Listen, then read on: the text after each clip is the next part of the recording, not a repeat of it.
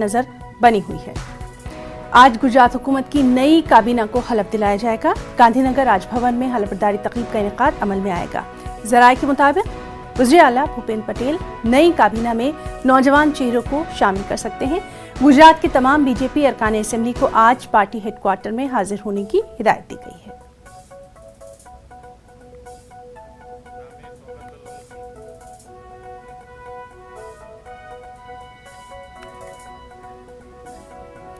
तो गुजरात हुकूमत की नई काबीना को हलफ दिलाया जाएगा। आज गांधीनगर राजभवन में हलफबरदारी तकरीब का इनेकाद किया जाएगा और ज़राए के मुताबिक वज़ीर आला भूपेंद्र पटेल नई काबीना में नौजवान चेहरों को शामिल कर सकते हैं।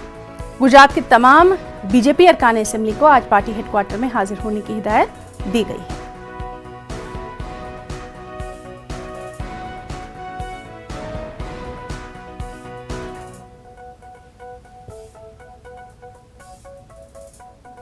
कोरोना वबा के दौरान बाहमी इमदाद और इंसार का जज्बा मुस्तहकम हुआ है। मुल्क इस वबा से मुत्तहिद होकर मुकाबला कर रहा है।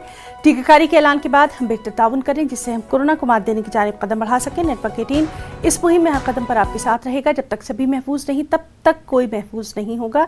इसी सोच की बुनियाद पर हमारी मुहिम संजीवनी का मकसद ये यकीनी बनाना है कि वैक्सीन पाना सभी हिंदुस्तानियों का हक है।